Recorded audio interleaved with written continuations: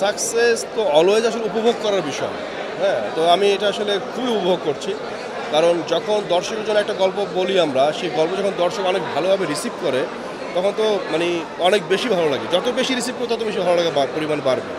তো এইবারে গল্পটা দর্শক আগের থেকে অনেক বেশি খুব দ্রুত রিসিভ করছে এবং খুব ভালো বেশি প্রশংসা করছে। ডেফিনেটলি অনেক বেশি আমি ইন্সপায়ার্ড। সিনেমা বা ওটিটি কনটেন্ট বা ইউটিউব কনটেন্ট ব্যাপারটা আসলে আমি এইভাবে ভাবি না। ব্যাপারটা আমি ভাবি হচ্ছে যে আমি একটা গল্প বলতে চাই, সেই গল্পটা আমি আমার মতো করে বলি। এখন ওই গল্পটা আসলে বাজেটের সাথে সম্পর্কিত। বাজেট কীরকম? ধরেন যে যখন আমি অল্প বাজেট তখন অল্প বাজেটের গল্প বলবো, আমি আমার মতো করে বলবো। যখন বেশি বাজেট তখন বেশি অন্যরকম একটা গল্প বলবো, তখন বেশি বাজেটের গল্প বলবো, তখন আমি আমার মতো করে বলবো।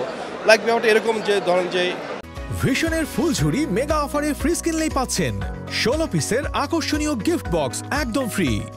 আসলে নাটক বলতে তো কোনো মানে বিষয় আসলে নাই। নাটক একটা জনরা, ড্রামা। কিন্তু এখন যেই ফিকশনগুলো বা যে কন্টেন্টগুলো হচ্ছে বাংলাদেশে, এটা কি শুধুমাত্র নাটক সবাই বানাচ্ছে? একটা জনরাই বানাচ্ছে? না, থ্রিল হচ্ছে, মিক্সড জনরা হচ্ছে, অনেক কিছু হচ্ছে। তো ওইখান থেকে ধরেন যে আমি যে গল্প আমি যেভাবে বলতে চাই বললাম, আমি আমার মতো করে গল্প বলবো। এটা এখন কোন প্ল্যাটফর্মে যাচ্ছে এটা কোনো ফ্যাক্টর না। ফ্যাক্টর হচ্ছে যে এটা বাজেট। লাইক যখন আমি অনেক বড় পর্দায় যাবো, যখন আমি অনেক বেশি বাজেট পাবো, তখন ওটা মেকিং আরও অনেক বড় হবে। রাইট? আবার যখন আমি ওটিটিতে কন্টেন্ট করবো, তখন একটা মিডিয়াম বাজেট থাকবে, সেই মিডিয়াম বাজেটের মধ্যে কন্টেন্ট হবে। এখন ইউটিউবে আমি আছি, ইউটিউবে যে কন্টেন্টটা যেভাবে বানাচ্ছি, ইউটিউবে যে বাজেট টাইম পাচ্ছি, আমি ওইটার মতো ইউটিলাইজ করে ট্রাই করতেছি। এইটাই, আর কিছু না।